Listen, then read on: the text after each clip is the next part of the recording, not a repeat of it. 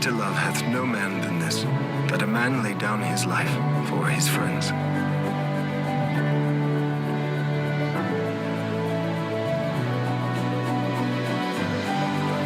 Mary.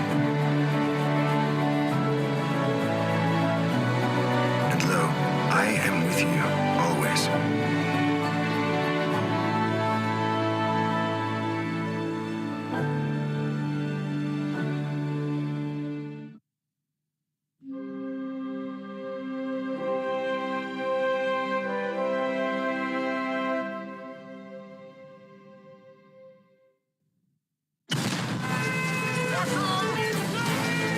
Give me all your treasure. Imagine what a little time can do for your family. Take that.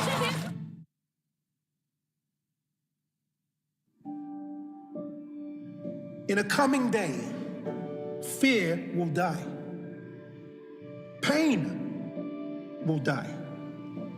Loneliness will die.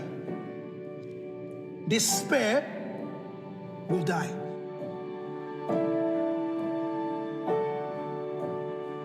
In a coming day, sadness will die. Sickness will die. Disability, deformity, darkness, anxiety will die. War will die. Hatred will die. In a coming day, death will die. And we all will live again because of him.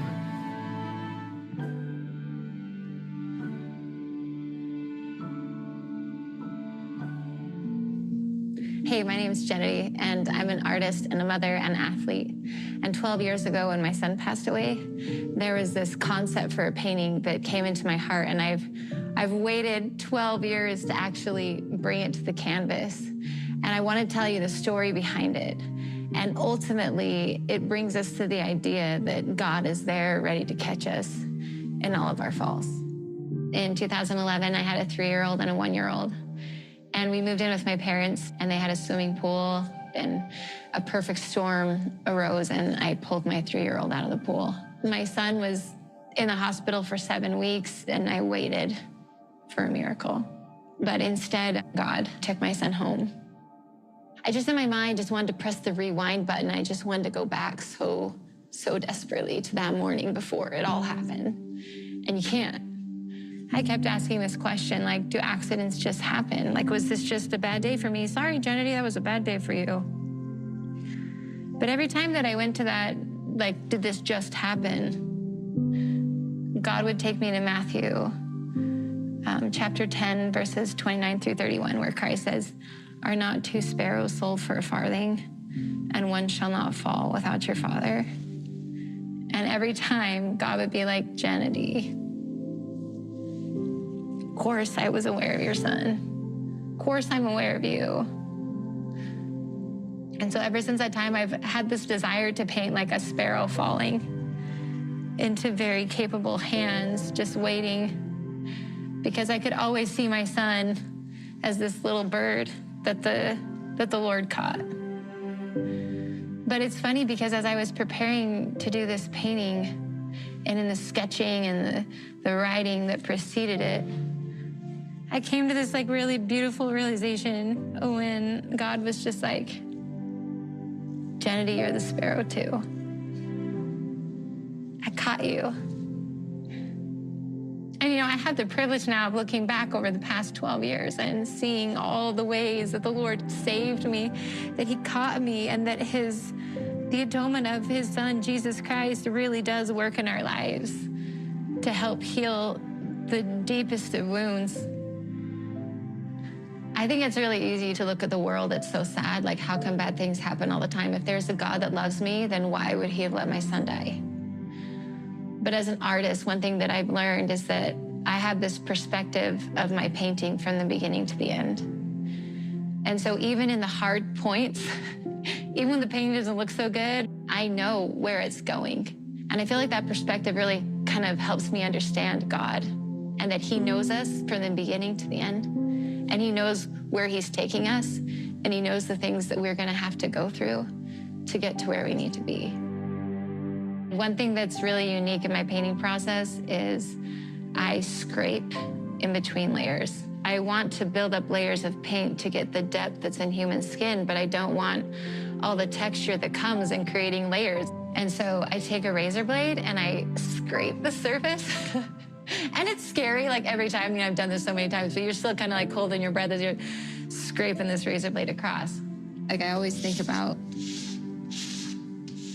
these refining moments in my life when I'm painting and I'm scraping, and I'm thinking about all the times that I've been through that really did hurt. But it provided a fresh place for God to build from. My son was 3, and then he would have been 5 going to kindergarten, and then he would have been, every fall when everybody's going into the new grades, like it's just like this new kind of takes your breath. You're just like, he would have been in 5th grade today. He would have been 16 today, And so what's so beautiful, though, is that in all of those moments of grief that come back, I feel God is there to catch me in them over and over again. I think that, as I'm sitting here painting, like every little feather and these little tiny bird talons and the little texture, the little ridges on the feet, I think about how I've come to know this bird and its creation, and how our Creator also knows us because He created us, and because Jesus Christ purchased us through His atonement. He knows our infinite value. These hands took an incredibly long time. I think there's maybe 3 layers, and each layer took about an hour and a half to 2 hours per finger. One little finger at a time. One thing that I kept thinking of while I was painting them was just that God has really capable hands. His Son has very capable hands, and that His Son's hands can do everything that He promised that they could. I like these hands because they represent God catching us, but they also represent you and me because we are His hands sometimes, right? Yeah. So sometimes the hands are God's and sometimes they're yours. And sometimes the bird is your brother, and sometimes the bird is me, and sometimes the bird might be you. So the painting is done 100 hours later. It's signed, but really a painting isn't totally finished until it has been shared with other people. And so tonight I had a group of friends and neighbors come to the studio, and I was able to share my story with them.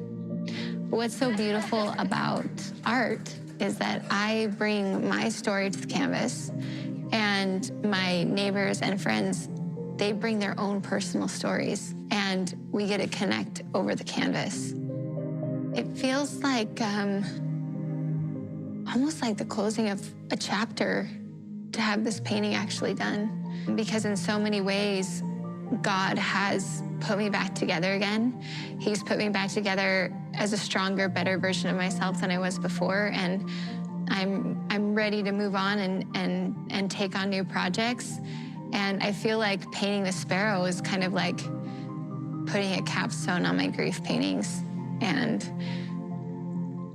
when you wait that long to paint something and then you actually see it, it's kind of like a dream come true, right? It's like something that you've held in your heart for so long, and then here it is before you on your easel, and it's actually bigger and more beautiful than I originally ever imagined. And I think that's part of the beauty in the waiting the 12 years to paint it, is that I needed to get to a certain place in my skill level to really have the ability to share the story like it wanted to be shared.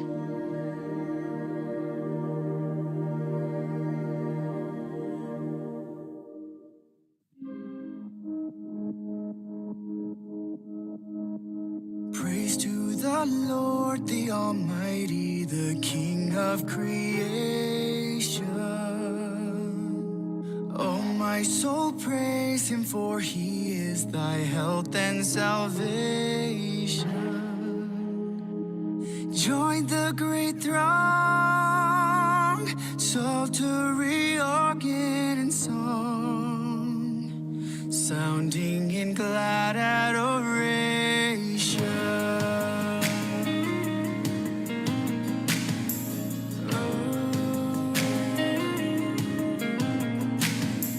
Praise to the Lord over all things, He gloriously reigneth. Born as on eagle wings safely, His saints He sustaineth. Hast thou not seen how all thou needest hath been granted in what He ordained?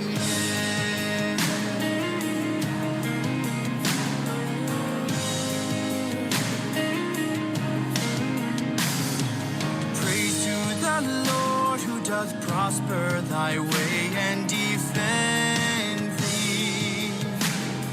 Surely His goodness and mercy shall ever attend thee. Ponder anew what the Almighty can do, who with His love doth befriend thee.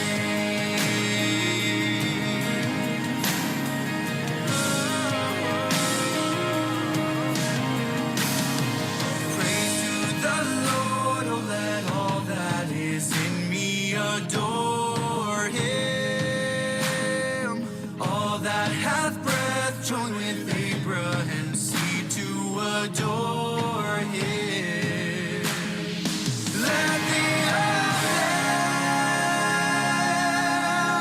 sum all our praises again. Now as we worship before Him.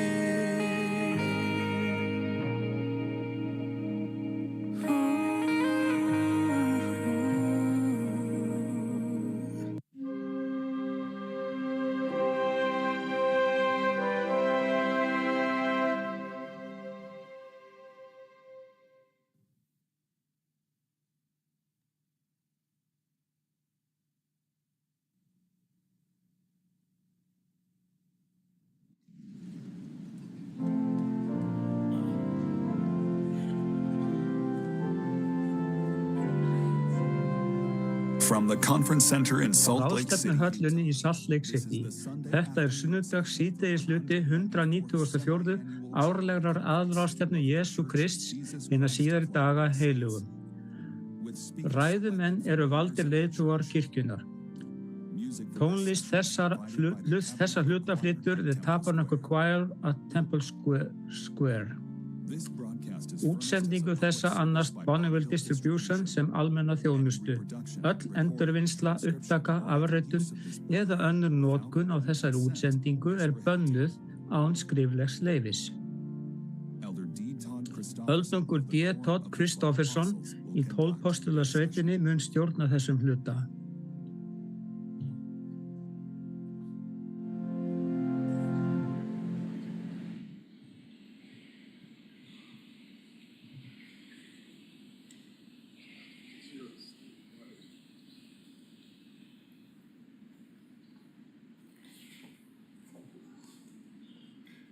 Brothers and sisters, we Bræður welcome og systur, við bjóðum ykkur velkomin á síðdegis hluta sunnudags 194. síðari aðalráðstefnu kirkju Jesú Krists hinna síðari daga heilugu. Russell M. Nelson forseti, sem í forseti ráðstefnunar, hefur beðið mig að stjórna þessum ráðstefnu hluta. Við bjóðum meðlimi og vini kirkjunar hvarvetna velkomna sem taka þátt í þessum ráðstefnu hluta fyrir tilstilli útvarps, sjónvarps, alnets eða gerfinhnatta. Tónlist á þessum ráðstefnu hluta í höndum The Tabernacle Choir at Temple Square. Undir stjórn Max Wilberg og Ryan Murphy við orgelleik Brian Mathias og Andrews Unsworth. Kórinn mun hefja samkomuna á því að syngja Praise the Lord with heart and voice. Inngangsbæn flytur síðan öldungur Amand S. Corbett af henni 70 og að honum loknum syngur kórinn Alsælu fyllist öndin mín.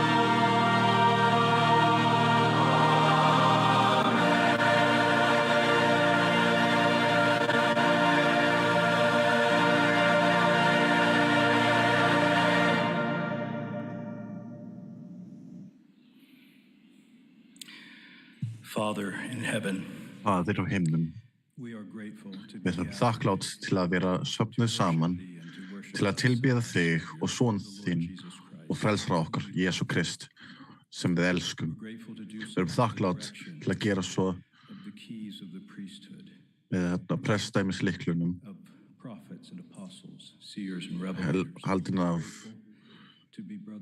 spámönnum og sjáumönnum og opinberun. Við erum þakklátt fyrir bræðrum og systrum okkar út allan heim. Við erum komin saman til að heyra orð Drottins og þín leiðbænandi orð fyrir okkur. Hjálpa okkur að hafa þann auðmýkt og þá hlýðni til að geta meðtekið þessa leiðsögn í hjörtum okkar. Hjálpa okkur vera trú í að fara til aðra og hjálpa þeim að draga til þín og sinni þínar. Við þeim að andi þinn megi vera með okkur og gefum þennan hluta til þín í nafni Jesú Krists. Amen.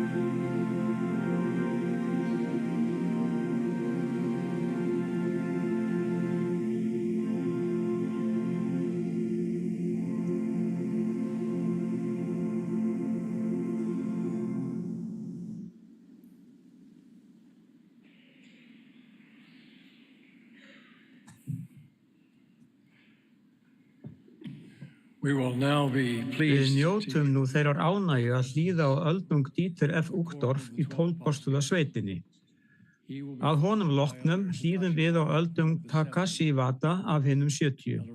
Öldungur Ronald A. Rasband í 12 postula sveitinni mun síðan tala til okkar.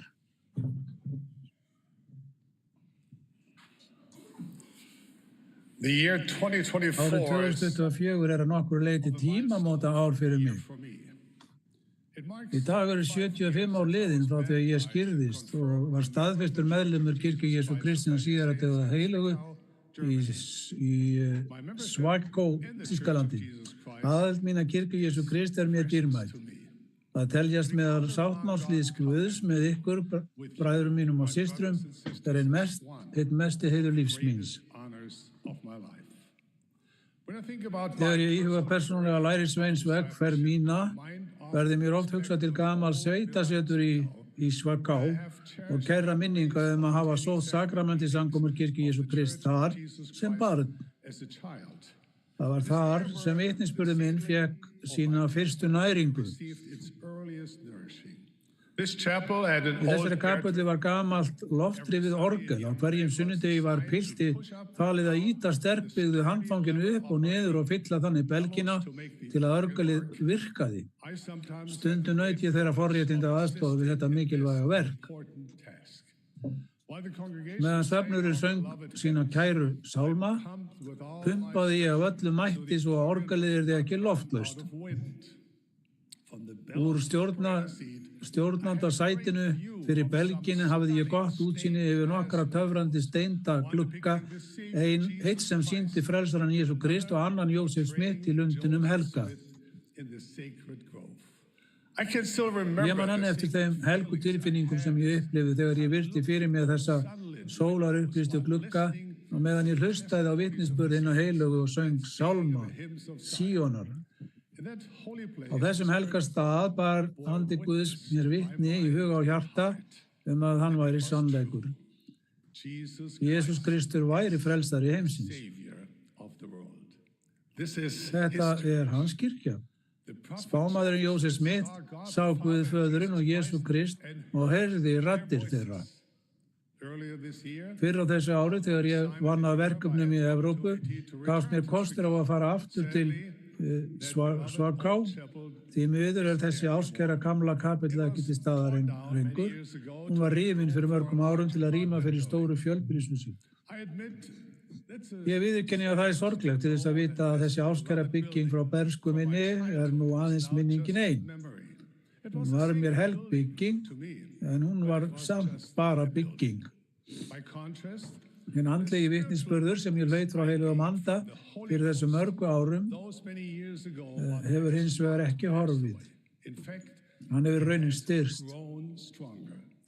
Það sem ég lærði í æsku grundvallarreglur fagnaðarerindis Jesú Krist hefur verið mér óhaganleg undirstaða gegnum lífið. Sáttmálssambandið sem ég myndaði við himneskan föður og áskæran son hans hefur haldist með mér, löngu eftir að Swakó kapellan var burtu tekin og steindu gluggarnir glötuðust. Himinn og jörð munu líða undir lok, sagði Jesú, en orð mín munu aldrei líða undir lok. Þótt fjöllin bifist og hæðirnar haggist, mun kærleikur minn til þín ekki bifast og friðarsáttmáli minn ekki haggast, segir drottinn sem miskunnar þér. Eitt af mikilvægasta sem ég getur lært í þessu lífi að vita hvað eilíft og hvað ekki eilíft. Þegar við skiljum það, breytist allt. Samböndin okkar, ákvarðanirnar okkar sem við tökum og framkoma okkar við fólk. Að vita hvað eilíft og hvað ekki eilíft lykillinn að því að efla vitnisburðum Jesú Krist og kirkju hans. Við endurreista fagnaðarendi Jesú Krist eins og spámaðurinn Jósef kenndi, meðtakið allan sannleika, hvern þátt hans. Það merkir þó ekki að allur sannleikur sé jafn gildur. Viss sannleikur kjarninn, ómissandi og við rætur trúar okkar. Annar viðaukið greinar, verðmætur, en aðeins þegar hann tengist grundvallaratriðum. Líkt og spámaðurinn Jósef sagði líka, grundvallarreglur trúar okkar vitnisburður postulana og spámannanna Jesú Krist, að hann dó, var grafinn og reis upp á 3. degi og stíð upp til himins og allt annað í trúarbrögðum okkar aðeins viðaukið við það. Með öðrum orðum, Jesús Kristur og friðþægingarfórn hans rætur vitnisburðar okkar. Allt annað greinar. Þar með ekki sagt að greinarnar skipti ekki máli. Tré þarf greinar. Eins og frelsarinn sagði við lærisveina sína, greinin getur ekki borið ávöxt af sjálfum sér, nema hún sé á vínviðnum. Án tengingar við frelsarann við næringuna sem að finna í rótunum og visna greinin og hún deyr. Þegar kemur að því að næra vitnisburð okkar Jesú Krist, velti ég því fyrir mig hvort við höldum stundum að greinarnar séu ræturnar. Þetta voru mistök sem Jesús sá í farisegum síns tíma. Þeir gáfu svo mikinn gaum að tiltölulega smávægilegum atriðum í lögmálinu að á endanum vanræktu þeir það sem frelsarinn sagði vera það sem mikilvægast Grundvallarreglur eins og réttlæti, miskunn og trúfesti. Ef þið viljið næra tré, hellið þið ekki vatni yfir greinarnar. Þið vökvið ræturnar. Á svipaðan hátt, ef þið viljið að vitnisburðargreinar ykkar vaxi og beri ávöxt, þá nærið þið ræturnar. Ef þið eru óviss ákveðna kenningu eða iðkun eða eitthvað í sögu kirkjunnar, þá leitið að skýrleika í trú á Jesú Krist. Leitist við að skilja fórn hans fyrir ykkur, elsku hans fyrir ykkur, vilja hans fyrir ykkur. Fylgið honum í auðmýkt. Vitnisburðargreinar ykkar munu fljóta styrk frá henni dýpkandi trú ykkar á himneskan föður og á skjöran son hans. Ef þið til að mynda viljið sterkari vitnisburð Mormonsbók, einblínið þá á vitnisburð hennar Jesú Krist. Gætið af því hvernig Mormonsbók vitnar hann, hvað hún kennir hann og hvernig hún býður og innblæs ykkur að koma til hans. Ef þið leitið að innihaldsríkari upplifun á kirkjusamkomum eða í musturinu, reynið þá að leita frelsarans í þeim helgiathöfnum sem við tökum á móti þar. Finnið drottin í hans heilaga húsi. Ef ykkur hefur einhvern tíma fundist í útbrunnin eða yfirhlaðin vegna kirkjuköllunar ykkar, reynið þá að beina þjónustu ykkar aftur að Jesú Kristi. Látið hana vera tjáningu og elsku ykkar til hans. Næri ræturnar og greinarnar munu vaxa. Og með tímanum munu þær bera ávöxt. Sterk trú á Jesú Krist gerist ekkert bara sjálfum sér. Nei, í þessum dauðlega heimi eru það þyrnar og þyrstlar, efans, sem vaxa sjálfkrafa. Hið heilbrigða og frjósama trúartré krefst ákveðins átaks. Mikilvægur hluti þess átaks að tryggja að við séum tryggilega rótföst í Kristi. Dæmi. Í fyrstu gætum við laðast að fagnarendi Jesú og kirkjufrelsarans vegna þess að við hrífumst að vinalegum meðlimum eða ljúmennsku biskupsins eða hreinu útliti kapellurnar. Þessar aðstæður eru vissilega mikilvægar fyrir vöxt kirkjunnar, hvað sem því líður.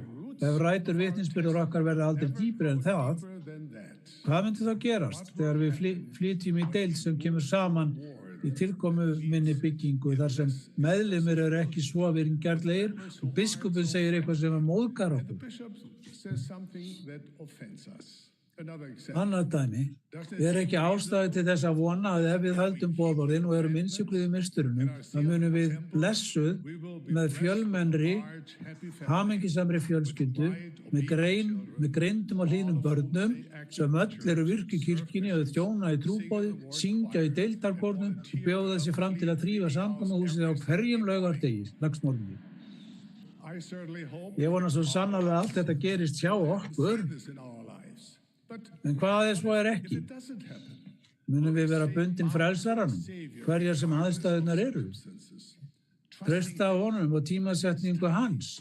Við verðum að spyrja okkur sjálf, byggist vitnisburður minn á því sem ég vonast til að gerist í lífi mínu?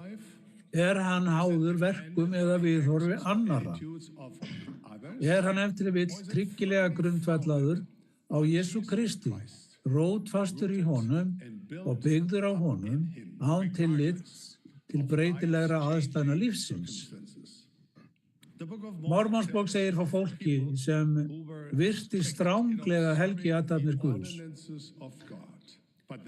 Þá kom efasemdarmaður að nafni Corey Hoare, hæddist að fagnaðarerindi frelsarans og kallaði það heimskulegar erfðakenningar. Feðra þess. Corey Hoare leiddi hjörtu margra afvega og fékk þá til að reykja sér í ranglæti sínu. Aðra gat hann ekki blekkt. Því fagnaðarerindi Jesú Krist var þeim miklu meira en bara erfðakenning. Trúin sterk þegar hún á sér djúpa rætur í persónulegri reynslu, persónulegri skuldbindingu við Jesú Krist. Óháð því hverjar erfðakenningar okkar eru eða hvað aðrir geta sagt eða gert. Vitnisburður okkar verður prófaður og sannreyndur. Trú ekki trú ef aldrei á hana reynd. Trú ekki sterk ef hún mætir aldrei andstöðu. Örvænti því ekki þótt glímið við trúar prófraun eða ósvaraðar spurningar.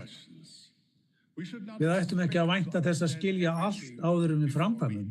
Það ekki trú. Alma kenndi, trú ekki að eiga fullkomna þekking. Ef við bíðum með að framkvæma þar til öllum spurningum okkar svarað, þá takmörkum við verulega það góða sem við getum fengið áorkað og við takmörkum trúarmátt okkar. Trúin falleg vegna þess að hún stenst. Jafnvel þótt blessanir berist ekki eins og vonast var eftir. Við sjáum ekki framtíðina, við vitum ekki öll svörin, en við getum treyst Jesú Kristi þegar við sækjum fram og upp á við. Því hann frelsari okkar og lausnari. Trú stenst þrengingar og óvissu lífsins. Vegna þess að hún rótföst í Kristi og kenningu hans. Jesús Kristur sá óendanlegi og fullkomlega áreiðanlegi fasti sem við getum treyst.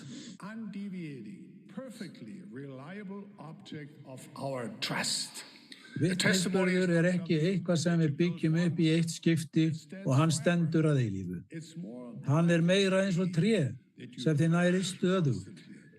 Að gróður setja orð Guðs í hjarta ykkar aðeins fyrsta skrefið. Þegar vitnisburður ykkar tekur að vaxa, þá hefst hinn raunverulega vinna. Það þá sem þið næri það af mikilli umhyggju svo að það skjóti rótum, vaxi upp og beri ykkur ávöxt. Það þarf mikla kostgæfni og þolinmæði við að næra orðið, en lofar Drottins eru örugg. Þið munuð uppskera laun trúar ykkar í kostgæfni, þolinmæði og langlundargeðs við að bíða eftir að tréð færi ykkur ávöxt. Kæru bræður og systur, hluti af mér saknar gömlu Sviggó-kapellunar og steindu gluggana. Undanfarin 75 ár hefur Jesús Kristur leitt mig í lífsferð sem meira spennandi en ég hefði getað ímyndað mér.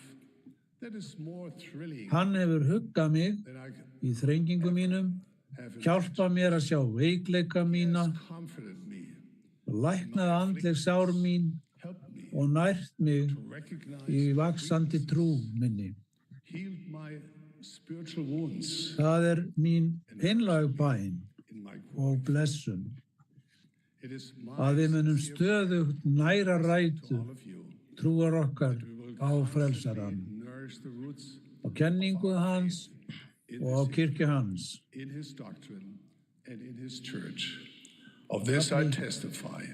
Þetta ber ég vitni í nafni Jesú Krists. Amen. In the name of Jesus Christ. Amen.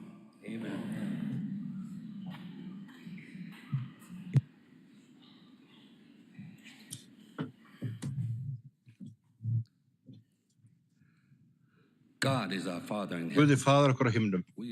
Við erum andabörn hans og við erum sköpuð í hans mynd. Þess vegna hefur hvert okkar sem barn Guðs guðlega möguleika til að verða eins og hann. Við lifðum með honum sem andar áður við komum til þessari jarðar.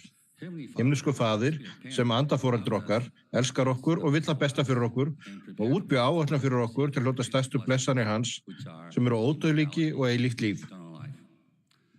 Samkvæmt áætluninni myndum við sem andabörn fá sjálfræði til að velja áætlun hans. Með því að koma til jarðar myndum við yfirgefa nærveru Guðs, gleyma fortíð yfir okkar, hljóta líkama af holdi og beinum, öðlast eigin reynslu og þróa trú. Líkama okkar holdi og beinum sem náttúrulegi menn myndum við falla fyrir freistingum, verða óhrein og fjarlæga Guði og ekki geta snúið aftur í hans heilugu nærveru. Vegna óendanlegrar eilsku himnesböðu til okkar sendi hann frumgetinn son sinn Jesú Krist til að leysa okkur frá synd og dauða. Með fórn sinni í friðþægingunni gerði Jesús Kristur okkur kleift að verða endalaust frá syndum okkar, rísa upp og hljóta eilíft líf.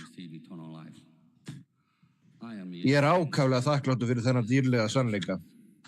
Það sem við köllum sáluhjálpar áætlun föðurins, miskunnar áætlun hans eða hina miklu sælu áætlun hans, að læra þessi mikilvægu sannindi hefur hjálpað mér að þekkja mitt sanna auðkenni og það miklu blessanir upphafningar, eilífs lífs sem Guð hefur búið okkur. Spámaðurinn Nefi kenndi okkur aðferðina. Endurnærist þess vegna af orðum Krists. Því að sjá, orð Krists munu segja ykkur að fullu hvað þið ber að gjöra. Hann bætti við, ef þið viljið fara inn hliðið og taka við heilugum anda, þá mun hann sýna yður allt sem yður ber að gjöra. Í dag langar mig að deila því hvernig orð Krists og heilags anda hjálpuðu mér að finna þessi mikilvægu sannindi snemma á unglingsárunum. Orð Krists, rétt eins og Nefi sagði í upphafsleysi fyrstu bókar Nefi, var ég líka af góðum foreldrum komin. Ég ólst upp í Nagano í Japan á heimili þar sem eindræði var hvatt til heiðarleika, dugnaðar og auðmýktar og farið var stranglega eftir gömlu siðunum. Faðir minn var mjög trúaður maður.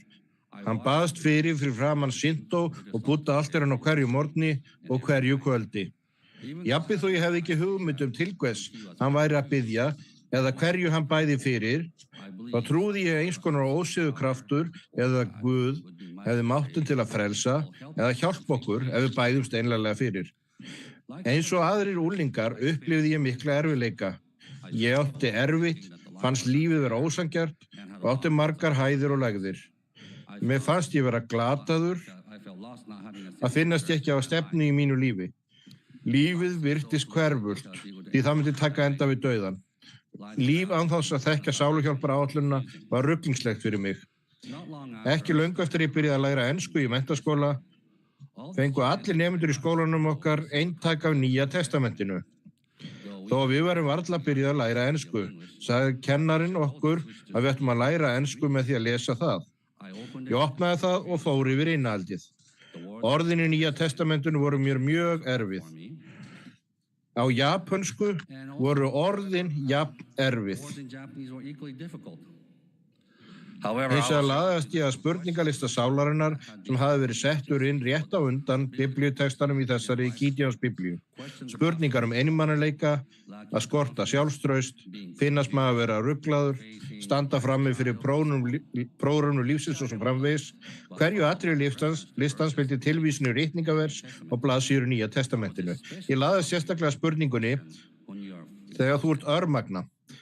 Tilvísunin leiddi mig til að opna Matthews 11:28-30 þar sem Jesús sagði við lærisveina sína: Komið til mín öll þér sem erfiðið og þunga eru hlaðin og ég mun veita yður hvíld. Takið á yður mitt ok og lærið af mér, því ég er hógvær og hjarta lítillátur, og þá munu þér finna hvíld sálum yðar. Því ok mitt er ljúft og byrði mín létt. Þetta var fyrsta ritningaversi sem ég man eftir að lesa orð Jesú Krists. Þó ég hafi ekki skilið öll orðin sem hann sagði, hugguðu orð hans mig, lyftu sál minni og gáfu mér von. Því meira sem ég las orð hans, því meira fannst mér ég ætti að reyna dyggð orða hans. Mér hafði aldrei liðið eins og mér leið þennan dag. Ég fann að ég var elskaður. Ég fann að Jesús Kristur var einhver sem ég þekkti. Þegar ég las áfram, fannst mér sem hann talaði beint til mín. Þegar hann sagði, sælir eru þeir sem hungrar, þyrstir eftir réttlætinu, því þeir munu saddir verða. Orð hans fylltu hjarta mitt, jafnvel þó ég gæti ekki lýst tilfinningum mínu vel á þessum tíma. Þrátt fyrir að Jesús Kristur hafi lifað fyrir mörgum öldum í ókunnugu landi, fannst mér ég geta treyst orðum hans af öllu mínu hjarta. Ég vonaði að einhver dag í framtíðinni myndi ég læra meira Jesú Krist. Heilagur andi, sá dag komast nokkrum ára síðar. Ég hitti mjög staðfasta unga fastatrúboða kirkju Jesú Krist innan síðari daga heilugu og hitti fljótlega lítinn hóp góðviljara og glaðværa síðari daga heilara sem leituðust við að fylgja Jesú Kristi. Þrátt fyrir að það hafi tekið mér nokkuð tíma að treysta þeim að fullu, fann ég hinu endurista fagnaðarerindi, það sem ég þráði því ég lærði Nýja testamentið, orð Jesú Krist og vonina og friðinn sem kemur frá þeim. Sérstaklega helg reynsla var þegar trúboðarnir kenndu mér að biðja. Ég lærði að við ættum að ávarpa Guð með nafni. Þegar við biðjum, ættum að tala frá hjartanu, tjá þakklæti okkar og segja frá vonum okkar og þrám. Þegar við höfum sagt allt sem við vildum segja, endum við bænina með því að segja í nafni Jesú Krist. Amen. Við gerum þetta því Jesús bauð okkur að biðja í sínu nafni. Að biðja til himnesföður hjálpaði mér að vita hver hann er og hvert samband mitt við hann sé, að ég væri elskaður andasonur hans. Ég lærði að þess vegna að himnesku faðir þekki mig og elska mig, myndi hann tala til mig persónulega, einstaklega og á þann hátt sem við skiljum í gegnum heilagan anda. Tíma gat ég í raun ekki þekkt heilagan anda. Ég misskildi og hélt að allt sem ég þyrfti að gera væri að fylgja bænasporunum og þá myndi eitthvað dramatískt gerast. Dag nokkurn í trúboðsleksíu gerði ég hlé á leksíunni og mér brá. Ég var enn óviss hvað ég ætti að gera við líf mitt ef endurist fagnaðarerindi Jesú Krist væri í raun að vera satt. Þegar ég ætlaði að snúa aftur í herbergið þar sem trúboðarnir biðu, hefði ég rödd eins trúboðans. Ég heyrði nafn mitt. Í stað þess að opna hurðina, hlustaði ég á röddina hinum yfir hurðina. Ég var að hissa. Þeir voru einfaldlega að biðja til himnesföðurs. Sá sem fór með bænina var að biðja Guð að heyra bæn mína. Þó að japanskan hans væri ekki fullkomin, þá mýkti það hjarta mitt að heyra þessa einlægu bæn. Ég velti því fyrir mér, hví var þeim svo umhugaði mig? Það áttaði mig á því að bæn þeirra fyrir mína hönd endurspeglaði ást himnesföður og frelsarans á mér. Sá kærleikur gaf mig von og eftir á spurði ég Guð í trú með einbættum huga. Þegar ég gerði það, fann ég fyrir gleðilegri og friðsælli tilfinningu að ég var í sannlega barn Guðs. Ég hefði guðlega möguleika og örlög. Sálu hjálpar áætlunin smaug djúpt inn í hjarta mitt. Nelson forseti hefur sagt, hvernig þú hugsar hver þú ert hefur áhrif á sérhver ákvörðun sem þú munt taka. Það er svo satt fyrir mig. Svo ákvörðun að fylgja frelsaranum Jesú Kristi með því að láta skýrast og taka á móti gjöf heilags anda, blessaði líf mitt meira en ég hef nokkuð tíman ímynda mér. Þegar við gerðum skírnarsáttmálann með Guð, lofuðum því að við séum fús til að taka okkur nafn Jesú Krist, halda boðorð Guðs og þjóna honum þar sem eftir er ævinar. Himnesku faður lofar okkur aftur á móti, við getum alltaf haft anda hans með okkur. Áframhaldandi leiðsögn frá heilugum anda. Ég býð ykkur að trúa búskapnum sem Nefi kenndi okkur að orð Krists og heilags anda muni sýna ykkur að fullu hvað yður ber að gjöra. Að fullu. Þetta er ótrúleg gjöf frá Guði. Bræður og systur, ég er þakklátur fyrir sæluáætlun himnesföður okkar vegna þess hann elskar okkur. Undirbjó hann leiðina til að snúa aftur til nærveru sinnar gegnum eingytti son sinn, Jesú Krist. Að þekkja þessa ótrúlega áætlun og hjálpa okkur að vita að við erum börn Guðs og við getum orðið eins og hann. Ég er þakklátur fyrir þennan mikilvæga sannleika. Ég ber ykkur vitni að orð Jesú Krist og heilags anda verða til þess að við hljótum eilíft líf. Ég veit að þetta er satt. Í einu helga nafni Jesú Krists. Amen.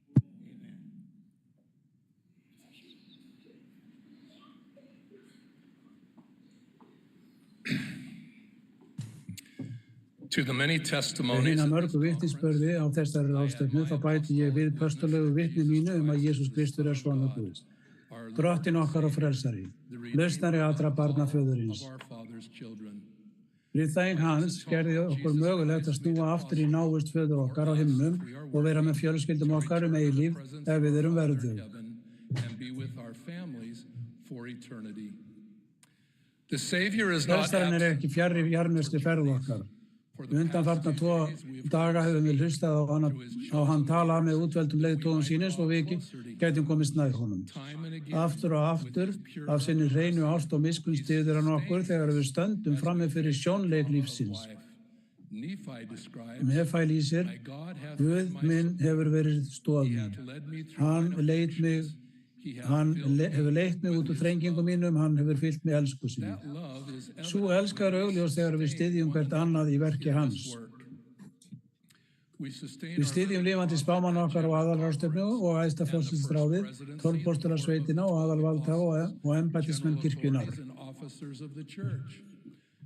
Að halda á loft merki eða styðja annan einstakling, að veita honum athygli, að vera trú, trausti hans, að bregðast við orðum hans, slíkir mæla með innblæstri frá drottni.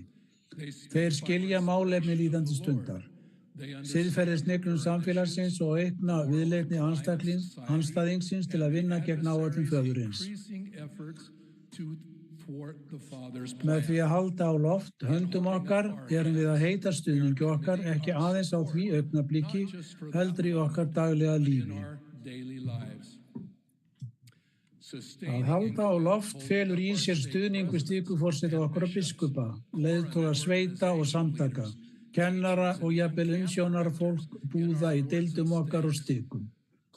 Þegar nærtregur heimilum okkar þá heldum við á loft og styðjum eiginkonur okkar og eiginmenn, börn, foreldra, stórfjölskyldur og nágranna. Þegar við styðjum hvert annað erum við að segja, ég er hér fyrir þig. Ekki bara til að halda á loft höndum þínum þegar þér fallast hendur, heldur til að vera þér við hlið til huggunar og styrks. Hugtakið að halda á loft rótfast í ritningunum. Við Mormonsvöld skuldbundi hinni nýskjöru meðlimir sig til að bera hver annars byrðar, svo að þær yrði léttar, að hugga þá sem huggunar þarfnast og standa sem vitni Guðs alltaf í öllu og allstaðar.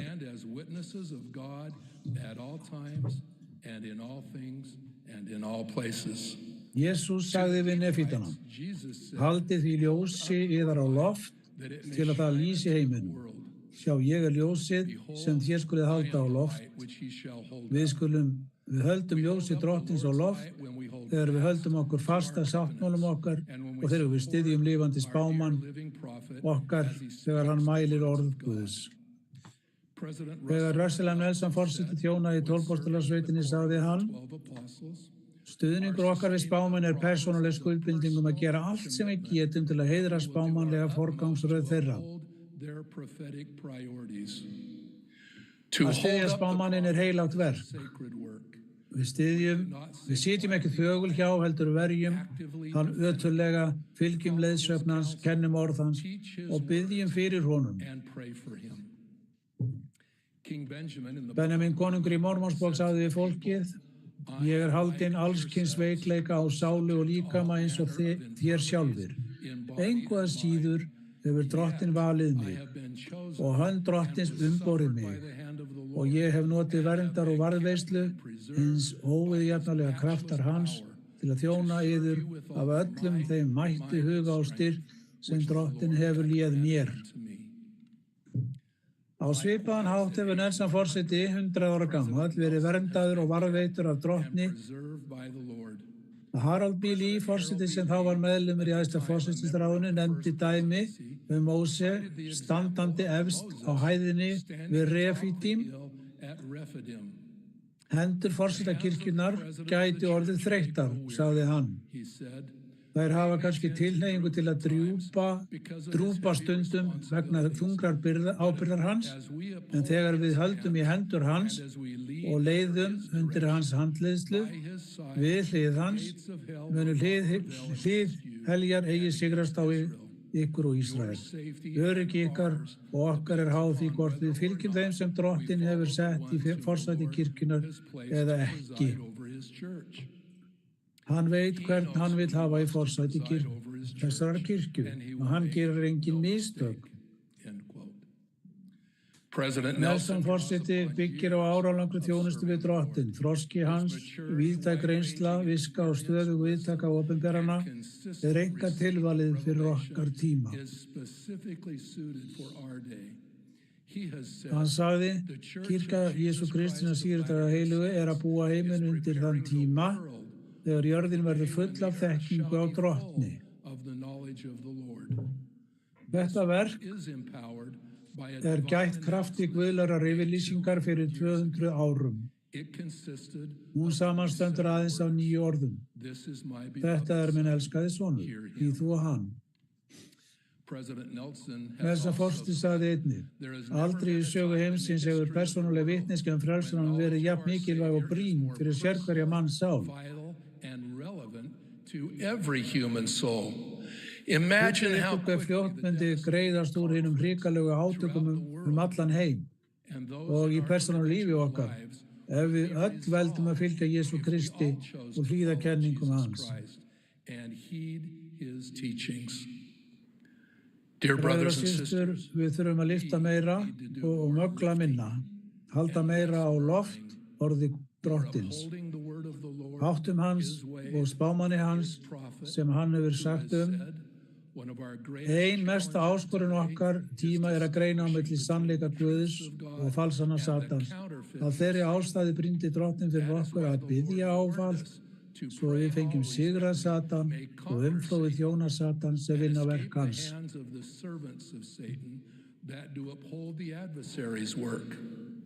Síðast liðin apríl nutum ég og systir Raspan þess heiður að vera með okkar ástkæra spámanni og systir Nelson við endurvíslu Manti-maustursins í Utah.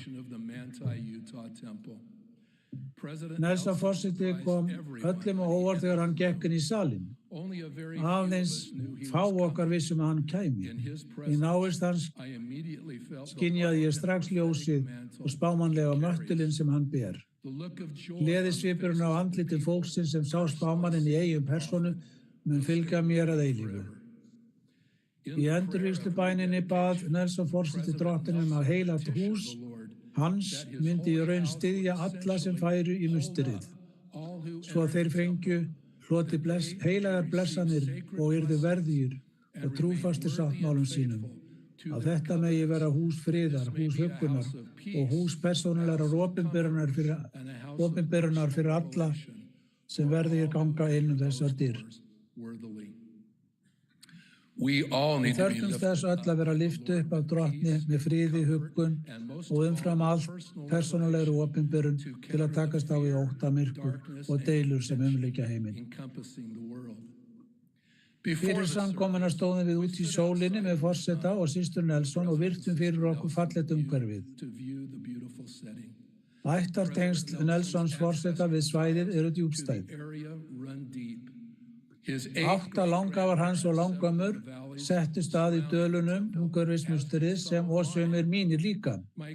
Langafi minn, Andrew Anderson, þjónaði í byggingarsveit brautryðjenda sem unnu í 11 ár við að byggja Manti-mausterið, það 3. í Klettafjöllunum. Þar sem við stóðum með Nelson forseta gafst okkur tækifæri til að styðja spámann Guðs við endurvísluhátíð hins heilaga húss Drottins. Þetta var dagur sem ég mun aldrei gleyma. Við byggjum musteri til að heiðra Drottinn, sagði Nelson forseti þennan helga dag. Þau eru byggð fyrir tilbeiðslu en ekki til sýningar. Við gerum helga sáttmála að eilífu gildi innan þessara helgu veggja. Við erum að safna saman Ísrael. Nelson forseti og spámennirnir á undan honum hafa umvafið hina heilugu musteri í örmum sér. Í dag höfum við allan heim 350 heilug hús Drottins sem eru starfræk, ráðgerð eða í byggingu. Sem spámaður frá árinu 2018 hefur Nelson forseti tilkynnt 168 musteri. Á okkar tíma, sagði hann, þarf að vera heil, algjör og fullkomin eining og samanhlekkjur ráðstafana, lykla og valds. Í þessum helga tilgangi eru musteri nú reist víða heim. Ég legg enn áherslu á að bygging þessara mustera breytir ekkert endilega lífi ykkar, en þjónustan sem þið finnið af hendi þar mun vissilega gera það. Frelsarinn og kenning hans eru hjarta musterisins, segir forsetinn. Allt sem kennt er í musterinu með fræðslu og með andanum eykur skilning okkar á Jesú Kristi. Hinar nauðsynlegu helgi athafnir hans binda okkur frelsarannum með helgum sáttmálum prestdæmisins. Þegar við síðan höldum sáttmála okkar, gæðir hann okkur sínum græðandi og styrkjandi mætti. Allir sem tilbæði musturinu, sagði þessa forseti, munu hafa kraft Guðs og englar munu vaka yfir þeim. Hve mikið eykur það sjálfstraust ykkar að vita að þið sem konur og karlar með musturiskjöf eða musturissækjandi ungmenni brynju krafti Guðs, þurfið ekki að takast eina á við lífið. Hvaða hugrekki veitir það ykkur að vita að englar munu hjálpa ykkur? Í ritningunum sagt frá englum sem liðsinna og styrkja þegar Jesú Kristur kraup í auðmýkt í Getsemanigarðinum. Með þjáningum sínum gerði hann að veruleika algjöra friðþægingu. Þar, sagði næsta forseti, átti sér stað undursamlegasta, einstakasta kærleiksverk allra skráðra sögulegra atburða. Hann leið þess vegna kvalir allra manna svo að allir gætu iðrast og komist til hans. Takk þennan kaleik frá mér, bað Jesús Kristur, en verði þó ekki minn heldur þinn vilji. Þá birtist honum engill af himni sem styrkti hann. Við höfum engla umhverfis okkur í dag. Nelson forseti hefur sagt, í musturinu munu ykkur lærast hvernig á að svipta hulunni frá hulunni á milli himins og jarðar, hvernig á að biðja engla Guðs að gæta ykkar. Englar færa ljós Guðs. Jesús sagði við nesifísku postulunnar sína, sjá, ég er ljósið sem þér skuð halda á lofti. Þegar við styðjum spámann okkar vitnum við að hann er kallaður til að frelsa okkur sem er ljós heimsins. Kæri Nelson forseti, fyrir hönd meðlima og vina kirkju drottins allan heim. Okkur finnst við vera blessuð að halda á loft kenningum þínum, að halda á loft fordæmi þínum kristilegt líferni og að halda á loft sterkum vitnisburði þínum drottin okkar og frelsara, lausnara okkar allra. Ég ber mitt postulega vitni að Jesús Kristur er ljós heimsins.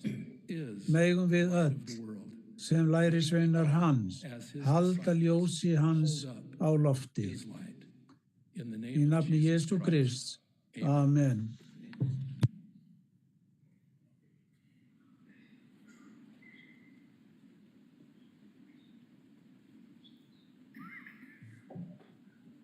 When directed, the congregation Söfnuðurinn syngur nú með kórnum vorn spámann vér þökkum þér drottin. Að söngloknum hlýðum við á öldum Quentin L. Cook í 12 postula sveitinni. Að honum loknum hlýðum við á öldungana Ruben Waf Aliot og I. Raymond Egbo af honum 70.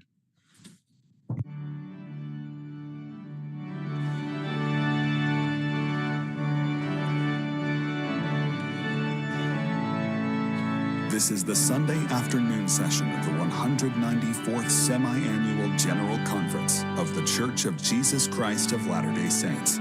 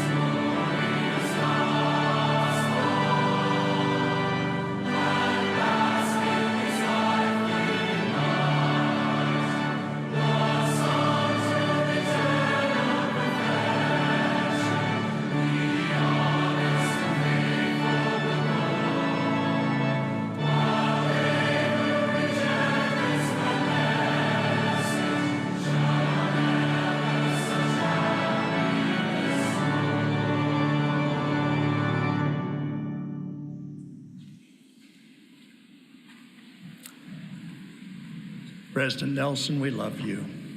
Við elskum þig, Nelson Fosti. Ég og eiginkona mín Mary sáum nýlega stuttarmaból með mynd af bók og skilaboðum framan á sem sögðu bók. Hinn upprunalega lófatölva. Ég hugleiddi þessi áhugaverðu skilaboð hve mikilvæg ýmiss konar handhægt tæki hafi orðið. Þegar ég hugleiddi þetta frekar, gerði ég mig grein fyrir því að sama hvaða tæki, jafnvel tæki með gervigreind, myndi aldrei verða eins mikilvægt eða þýðingarmikið og svo andlega leiðsögn sem kemur frá guðlegri opinberun. Hvort þær eru lófa eða í stafrænar, þá veitir Biblían og Mormonsbók annað veitt Jesú Krist, andlega leiðsögn og kennslu frá Jesú Kristi, frelsara heimsins. Við metum þessar bækur mikils fyrir það mikilvæg hlutverk þeirra og skrásetja leiðsögn Guðs til fornra spámanna og fólks og einnig leiðsögnina sem þær veita fyrir okkar eigið persónulíf. Þessar helgu ritningar ásamt kenningum lifandi spámanna veita okkur kenningarlega leiðsögn í heiminum í dag. Þessar ritningar eru áhrifaríkastar þegar þær veita þeim einstaklingum og fjölskyldum sem leita leiðsagnar Drottins fyrirmæli, leiðréttingu, hugreistingu og huggun.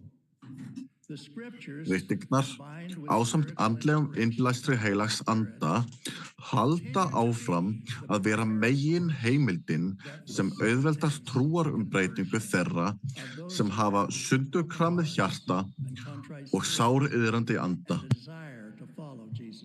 og þrá til að fylgja Jesú Kristi. Ritningarnar hjálpa við að byggja grunn sem getur staðist stöðar tilraunir andstæðingsins til að grafa undan trú. Nýjar trúskiptingar hafa blessað kirkjuna og verið lífæð hennar í gegnum sögu hennar. Eitt dæmi mér engar dýrmætt. Þegar ég var ungur biskup voru tveir stórkostlegir systurtrúboðar að kenna fjölskyldu William Edward Musman. Faðirinn, sem var afar fær lögfræðingur, var yfirlögmaður í stórfyrirtæki. Ástkær eiginkona hans, Janet, var að hjálpa fjölskyldunni að lifa kristilegra lífi. Einnig verið að kenna syni þeirra og dóttur sem voru afburða einstaklingar og rétt tvítugsaldri. Öll fjögur höfðu meðtekið leksjurnar og voru farin að sækja kirkju. Systurtrúboðarnir höfðu lagt áherslu á að lesa Mormonsbók og biðja fyrir vitnisburði þá helgu ritningu. Það merkilega að fjölskyldan las alla Mormonsbók í bænaranda á stuttum tíma. Deildartrúboðarnir, sem báðir voru fyrrverandi líknarfélagsforsetar deildar, fylgdu þeim á sakramentisamkomur. Þegar drað tók að skýrt fjölskyldurinnar, barst þeim aragrúi af ritum sem gagnrýndu kirkjuna. Þetta var fyrir tíma alnetsins, en efnið fyllti stóran pappakassa. Systurtrúboðarnir buðu mér, sem nýlegan kölluðum 34 ára gömlum biskupi, að hjálpa við að svara spurningum sem vöknuðu.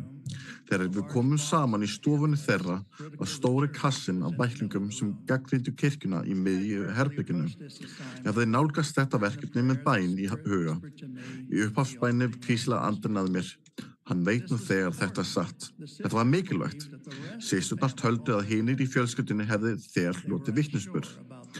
Þær voru óvissar föðurinn. Ég sagði honum strax að andinn hefði blásið mér í brjóst að hann hefði þegar hlotið vitnisburð. Var það satt? Hann horfði á mig einbeittur og sagði að andinn hefði staðfest sannleika Mormonsbókar og kirkjunnar fyrir sér. Ég spurði síðan hvort nauðsynlegt væri að skoða bæklingana ef þau hefðu þegar hlotið andlega staðfestingu. Faðirinn svaraði að þess væri ekki þörf. Hinir í fjölskyldunni voru sammála svari hans. Hann sagðist hafa mikilvæga spurningu. Ein ástæða þess að þeim hafi borið svo mikið af ritum gegn kirkjunni var svo að þau tilheyrðu annarri trú. Auk þess hafði hann gefið loforð mikinn styrk til að hjálpa við byggja nýja kapellu fyrir þá trú. Hann upplýsti mig að systurtrúboðarnir hefðu kennt honum mikilvægi tíundar sem hann samþykkti með þakklæti, en veltir fyrir sér hvort það væri rangt að standa einnig við loforðið sem hann hefði gefið. Ég fullvissaði hann að greiðsla loforðsins yrði bæði sæmandi og viðeigandi. Öll fjölskyldan var síðan svo skýrð. Einu ári síðar voru þau innsigluð sem fjölskylda í Oakland-mustrinu í Kaliforníu. Ég fékk þann heiður að vera viðstaddur. Sonurinn lauk laganámi, náði lögmannsprófi í Kaliforníu og þjónaði því næst trúfastlega í trúboði Japan. Ég hef áranna rás fylgst með því hvernig nýjar kynslóðir hafa verið trúfasta fagnaðarindinu. Naut þeirra forréttinda að framkvæma innsiglun eins barnabarnanna. Trúarumbreytingin sem að eiga sér stað á okkar tíma jafn merkileg. Í júní síðastliðnum vorum við Andy Reid þjálfari, yfirþjálfara ameríska fótboltaliðs Kansas City Chiefs, ásamt öðrum fulltrúum trúar okkar og annarra trúarbragða á fjöltrúa viðburði Riverside kirkjunni í New York borg og ávörpuðum fólk. Reid þjálfari lagði áherslu að fá annað tækifæri og bregðast við boðum og tækifærum sem það sem fagnarinn Jesú Krist snýst Næsta morgun fórum við á sakramenti-samkomu í annarri deild Manhattan ásamt eiginkonum okkar, Tammy Reid og Mary. Það var andleg samkoma. Það voru margir nýjir trúskiptingar í söfnuðinum. 5 nýlega skírðir meðlimir, 4 karlmenn og 1 piltur, voru meðal þeirra meðlimann Aaronsprestdæmisins sem útdeildu sakramentinu. Það gleður mig að geta greint frá því að álíka straumur nýrra meðlima á sér stað víðsvegar í kirkjunni. Við erum þakklát fyrir merkilega aukningu þeirra sem bregðast við heilögum boðum, breyta lífi sínu og þiggja tækifærið að fylgja Jesú Kristi. Þau fara inn á sáttmálsveginn fyrir trú, iðrun, skírn og staðfestingu eins og kennt í hinni helgu Biblíu og Mormonsbók. Við getum ekki vanmetið mikilvægi heilagra ritningar, bæði hvað varðar trúskipti og trúfesti í fagnaðarindinu. Hinir fornu spámenn sem talað í Mormonsbók vissu hlutverk Jesú Krists og kenndu fagnaðarindi hans. Mormonsbók hjálpar okkur að koma nær Guði, við lærum, skiljum og tilengum okkur kenningar hennar. Spámaðurinn Joseph Smith sagði að maðurinn kæmist nær Guði með því að fara eftir kenningum bókarinnar fremur en nokkrar annarar bókar. Til að komast að hvort Mormonsbók sé orð Guðs þurfum að lesa, ígrunda og biðja varðandi hana og breyta síðan í samræmi við reglur hennar. Spámaðurinn Moroni lofaði að Guð myndi opinbera okkur sannleika bókarinnar þegar við bæðumst fyrir af einlægu hjarta og einlægum ásetningi og í trú á Jesú Krist. Nám í Mormonsbók nauðsynlegt til varanlegra trúarumbreytingar. Þegar við íhugum samband Biblíunnar og Mormonsbókar sem lófatæki mætti spyrja einnar spurningar. Hversu gagnlegar og samhæfðar teljið þið að 2 bækur væru ef Drottinn lýsti því yfir að þær yrði skeiktar saman og yrði einn í hendi þér? Þetta það sem Drottinn lýsti yfir varðandi staf Júda, Biblíuna og staf Jósefs, Mormonsbók. Á margan mikilvægan hátt veitir Mormonsbók grundvallarkenningu sem bætir og byggir á Biblíunni. Kenningin friðþægingu Jesú Krists djúpstætt dæmi. Biblían veitir nákvæma frásögn af jarðneskri þjónustu Jesú Krists, þar á meðal dauða hans og upprísu. Mormonsbók afdráttarlausari friðþægingu Jesú Krists, nokkuð sem spámenn útskýrðu ítarlega fyrir fæðingu hans. Fyrirsögn 22. kapítula Alma endurspeglar kennilegt mikilvægi friðþægingar Jesú Krists. Hún svo hljóðandi. Jarðlífið reynslutími sem gjörir manninum mögulegt að iðrast þjóna Guði. Fallið leiddi stundlegan og andlegan dauða yfir allt mannkyn. Endurlaust fæst með iðrun. Guð sjálfur friðþægði fyrir syndir heimsins. Miskunnin ætluð þeim sem iðrast. Allir aðrir eiga allt undir réttvísi Guðs. Miskunnin möguleg vegna friðþægingarinnar. Aðeins þeir sem sannlega iðrast eru hólpnir. Tilvitnun lýkur. Russell Nelson forseti hefur sagt: ef þið lesið Mormonsbók með bæn í huga daglega, þá munið þið taka betra ákvarðanir daglega. Hann lofaði einnig: þið sökkvið ykkur daglega í Mormonsbók, þá getið þið verið vernduð gegn vonsku þessara tíma. Tilvitnun lýkur. Eins og ég nefndi þá var ég hrifinn af hugmyndinu upprunalega lofatöluna, bók.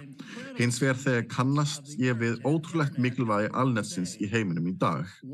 Eitt nútíma lofatæki getur veitt þær upplýsingar sem sögulega hefur fyllt stórt bókasafn. Við erum þakklátt fyrir að lifa á slíkum tímum.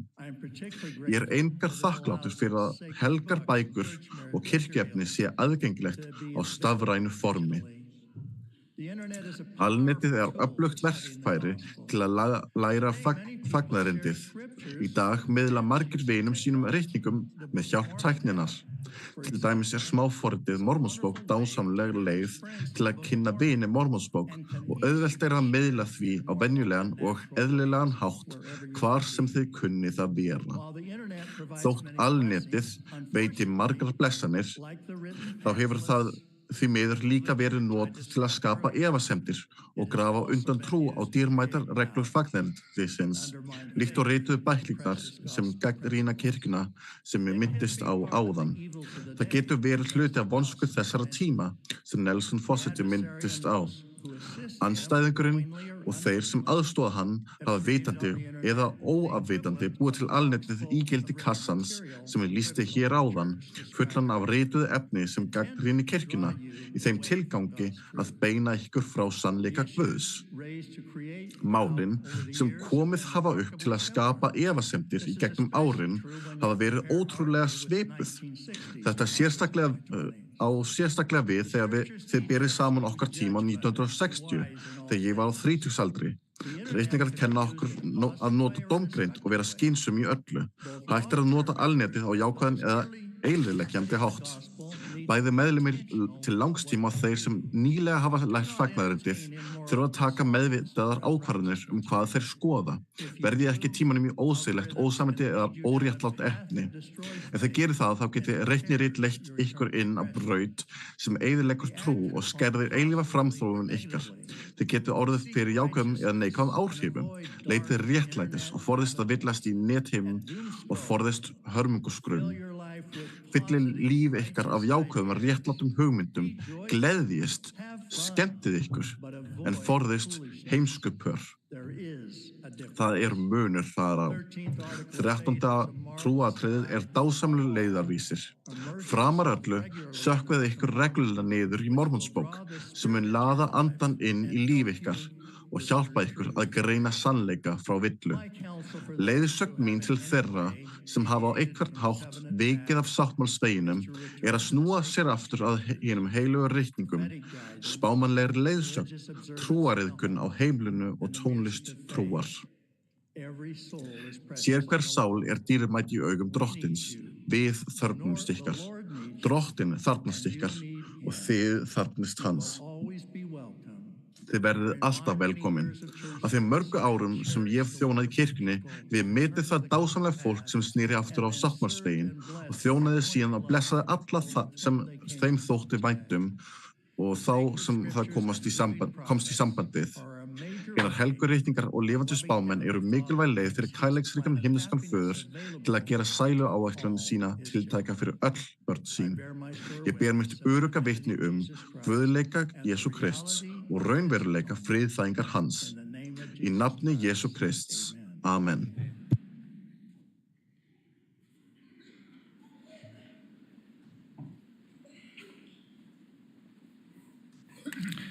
Thank you, Elder Cook. Takk fyrir Öldukúk. Í dag langar mig að fjalla einn dýrlegasta, gleðilegasta og kröftugasta sannleika fagnaðarerindisins sem Guð hefur opinberað. Á sama tíma það kaldhæðni hversu oft við höfum verið gagnrýnd fyrir það. Reynsla sem ég upplifði fyrir nokkrum árum jók djúpstætt þakklæti mitt fyrir þennan sérstaka sannleika fagnaðarerindisins sem fulltrúar kirkjunnar var eitt sem boðið á trúarráðstefnu þar sem tilkynnt var að frá þeirri stundum myndi þau viðurkenna sem gildar alla skírnir sem framkvæmt á næstum öllum öðrum kristnum kirkjum. Svo framalega sem helgiöldin færi fram í vatni og í nafni Föðurins og Sonarins og Heilags Anda. Síðan var útskýrt að þessi stefna ætti ekki við skírnir sem framkvæmdar væru á kirkju Jesú Krists hina síðari daga heilugu.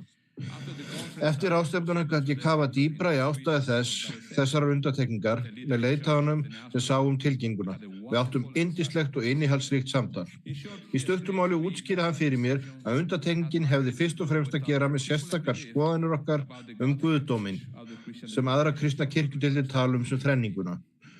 Ég lýsti yfir þakklæti mínu fyrir að hann gæfi sér tíma til að útskýra fyrir mér trú sína og stefnu kirkju sinnar. Í lok samtals okkar föðmuðust við og kvöddumst svo. Þegar ég íhugaði umræður okkar seinna, íþyngdi það mér þar sem vinur sagði að síðar í dag heilagar skildu ekki það sem hann kallaði leyndardóm þrenningarinnar. Hvað átti hann við? Það hlaut að hafa með skilningu okkar á eðli Guðs að gera. Við trúum því að Guð Faðirinn sem upphafinn maður með dýrlegan líkama af holdi og beinum eins áþreifanlegan og mannsins og sonurinn líka. Þess vegna, í hvers skipti sem við tölum eðli Guðs, á einhvern hátt líka að tala okkar eigið eðli. Og þetta satt ekki aðeins vegna þess að við vorum öll sköpuð í hans mynd, í hans líkingu, en einnig vegna þess eins og sálnahöfundur skráði að Guð sagði, þér eru guðir og öll eru þér börn hins hæsta. Þetta fyrir okkur dýrmæt kenning sem nú endurheimt með tilkomu endurreisnarinnar. Í stuttu máli það hvorki meira en minna en það sem trúboðar okkar kenna sem fyrstu lexíu, fyrstu málsgrein, fyrstu línu. Guð himnesku faðir okkar. Við erum börn hans. Nú get ég sagt að margir tryðu því að við sem börn Guðs. Já, það satt. En skilningu þeirra gæti verið aðeins frábrugðið því sem við staðfestum dýpri merkingu þess. Fyrir síðar í daga heilaga þessi kenning ekki myndlíking. Við trúum því frekar að allir menn séu bókstaflega börn Guðs. Hann faðir anda okkar og vegna þess að við höfum möguleika á verði eins og hann sem virðist vera óhugsandi fyrir suma. Nú eru liðin við 200 ár frá því að fyrsta sýnin lauk dyrunum að endurreisninni. Á þeim tíma leitaði ungi Jósef Smith leiðsagna frá himnum til að vita í hvaða kirkju hann ætti að ganga. Í opinberuninni sem spámaðurinn Jósef fékk þann dag og í síðari opinberunum til hans fékk hann þekkingu á eðli Guðs og sambandi okkar við hann sem börn hans. Þess vegna lærum við með skýrari hætti að himnesku faðir okkar hefur kennt þessa dýrmætu kenningu alveg frá upphafi. Leyfðu mér að vitna í að minnsta kosti 2 reynslusögur úr ritningunum til að útskýra þetta. Við getum munið til fyrirmæli Guðs til Móse eins og þau eru skráð í hinni dýrmætu perlu. Við lesum að Guð talaði við Móse og sagði, sjá, ég drottinn Guð almáttugur og óendanlegur nafn mitt. Með öðrum orðum, Móse, ég vil að þú vitir hver ég Síðan bætti hann við, og sjá, þú ert sonur minn. Síðar sagði hann, og ég ætla þér verk að vinna, sonur minn Móse, og þú ert í líkingu míns eingetna. Að endingu sagði hann, og sjá, þetta eitt sýni ég þér nú, Móse, sonur minn. Svo virðist að Guð hafi verið staðráðinn í að kenna Móse minnstakosti þennan eina sannleika, þú ert barnið mitt, sem hann endurtók að minnstakosti 3 sinnum. Hann gat ekki eins og nefnt nafn Móse án þess að bæta strax við að hann væri sonur hans. Hins vegar eftir að Móse var orðinn aftur einn, fannst honum hann veikburða vegna þess að hann var ekki lengur í návist Guðs. Það var þá sem Satan kom til að freista hans. Getið þið séð mynstri hér? Það fyrsta sem Satan sagði við Móse var, Móse, mannssonur, tigna þú mig. Í þessu samhengi gæti beiðni Satans að tilbiðja sig aðeins verið til að afvegaleiða. Veruleg freisting fyrir Móse á því augnablikki veikleikans var að ruglast og trúa því hann var í aðeins mannssonur frekar en barn Guðs. Og svo bar við að Móse leit á Satan og sagði, hver ert þú? Því að sjá, ég sonur Guðs, í líkingu hans eingetna. Sem betur fer ruglaðist Móse ekki og leyfði sér ekki að láta truflast. Hann hafði lært leksíun það hver hann í raun og veru var. Í næstu sögur að finna í Matteus 4. Fræðimenn hafa nefnt þetta 3 freistinga Jesú. Eins og drottni okkar hafa aðeins verið freistað 3 sinnum. Það ekki rétt. 100 lítra af bleki hafa verið notaði til að útskýra merkingu og innihald þessara freistinga. Eins og við vitum byrja kaflinn á því að útskýra að ef Jesús hefði farið út í eyðimörkina þar fastaði Jesús 40 daga og 40 nætur og var þá orðinn hungraður. Fyrsta freisting Satans hafði síðan með það að gera að uppfylla líkamlega þarfir drottins. Hann skoraði á hann, bjóð þú að þessi steinar verði að brauðum. Önnur freisting hafði að gera með að freista Guðs. Kasta þér ofan, því að ritað hann mun fela þig englum sínum. Að lokum vísaði þriðja freisting Satans til væntinga og dýrðar heimsins. Þegar Jesús hafi verið sýnt öll ríki heimsins og dýr þeirra, segir Satan, allt þetta mun ég gefa þér ef þú fellur fram og tilbyður mig. Í sannleika sagt, gæti endaleg freisting Satans haft minna með þessar þrjár sérstakar ögranir að gera og meira með það að freista Jesú til að draga guðlegt eðli hans í efa. Að minnsta kosti tvisvar fylgdi þessi ögrun Satans í kjölfa freistingarinnar. Ef þú ert sonur Guðs, ef þú trúir því virkilega, þá gerðu þetta eða hitt. Veitið því athygli sem það gert, rétt áður en Jesús fór í eyðimörkina til að fasta og biðja. Lesum sögur skírn Jesú.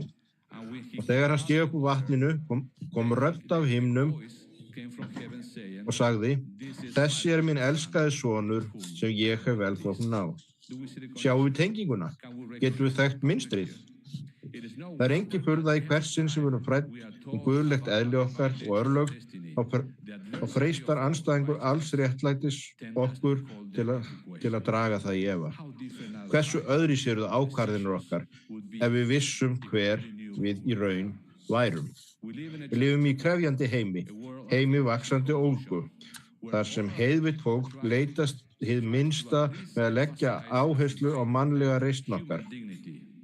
Á meðan við tilheyrum kirkju og tilengum okkar fagnaðarerindi sem lyftir sýn okkar og býður okkur inn í hið guðlega. Boður Jesú að vera fullkominn eins og faðir okkar, himneskur, fullkominn, endurspeglar hans miklu væntingar og okkar eilífu möguleika.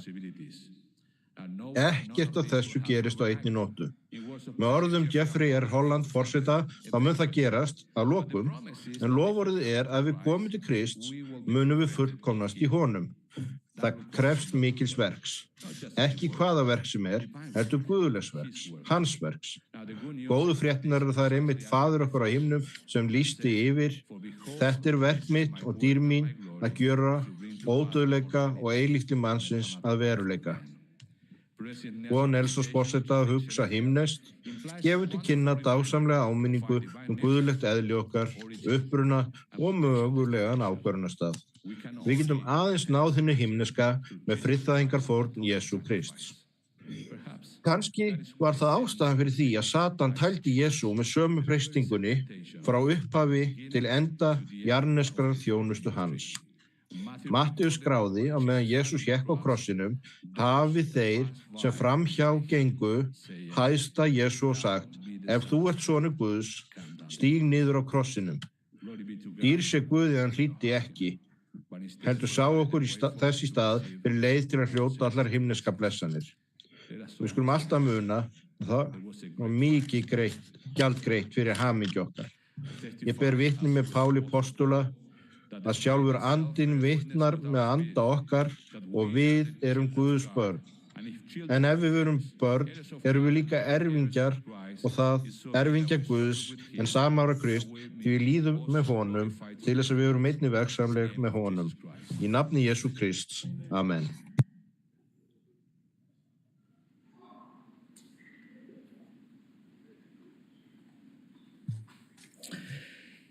Árið 1996 var nígeríska karlalandsliðið í knattspyrnu gull á Ólympíuleikunum sem haldnir voru í Atlanta Bandaríkjunum. Þegar úrslitaleiknum lauk streymdi fagnandi mannfjöldi út á götur allra borga og bæja í þessu 110 milljóna manna landi. Brutust þegar í stað út mikil fagnaðarleiti klukkan 2 að nóttu. Smitandi gleðin, hamingjan og fögnuðurinn var allsráðandi fólkið borðaði, söng og dansaði. Á því augnabliki var Nígería sameinuð og sérhver Nígeríumaður var sáttur við að vera Nígeríumaður. Fyrir Ólympíuleikana stóð liðið frammi fyrir fjölmörgum áskorunum.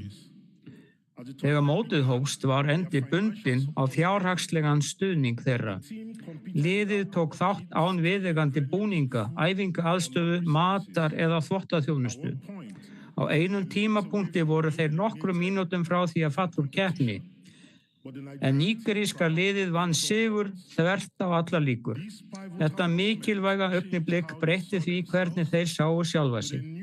Með nýfundnu sjálfstrausti og mikilli vinnusemi hvers og eins og liðsins í heild og þrautsegri ákveðni leiddu þeir í sameiningu hjá sér hinar mörgu truflanir og einbeittu sér að því að sigra. Þessi einbeiting ávann þeim gullverðlaun og nígeríumenn gáfu þeim nafnið Draumaliðið.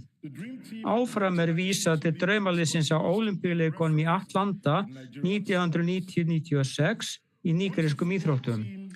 Þegar knattspyrnuliðið lærði að leiða hjá sér þær mörgu truflanir sem það stóð frammi fyrir og einbeitti sér að markmiði sínu, náði það lengra en það hélt að vera mögulegt og upplifði mikla gleði. Það gerðu líka allir aðrir í Nígeríu. Á svipaðan hátt, þegar við leiðum hjá okkur truflanir heimsins og einblínum á Krist og fagnaðarerindi hans, okkur tryggður árangur umfram það sem við fáum ímyndað okkur og við getum upplifað mikla gleði. Russell M. Nelson kenndi: Þegar við einblínum á Jesú Krist og fagnaðarerindi hans, þá getum við fundið gleði í öllu sem gerist eða gerist ekki í lífi okkar. Ég bið þess að heilagur andi hjálpi hverju okkar að hlíta boði Nelsons forseta að einblína á Jesú Krist og fagnaðarerindi hans, svo við getum upplifað gleði í Kristi, í öllu sem gerist eða gerist ekki í lífi okkar. Nokkrar frásagnir í Mormonsbók lýsa fólki sem gerði breytingar á lífi sínu með því að einblína á Jesú Krist og fagnaðarerindi hans. Hugleiðið Alma yngri. Hann gerði uppreisn og barðist gegn kirkjunni. Faðir hans Alma baðst fyrir og fastaði. Engill birtist og kallaði Alma yngri til iðrunar. Á því augnabliki tók Alma að upplifa kvalir dæmdrar sálar. Á myrkri stundu minntist hann þess sem faðir hans hafði kennt, að Kristur myndi koma til að friðþægja fyrir syndir heimsins. Þegar hugur hans náði tökum á, hann einbeitti sér að þessari hugsun, ákallaði hann Guð miskunn. Gleði var niðurstaðan, gleði sem hann lýsti sem óviðjafnanlegri. Miskunn og gleði komu til Alma vegna þess að hann og faðir hans einblíndu á frelsarann.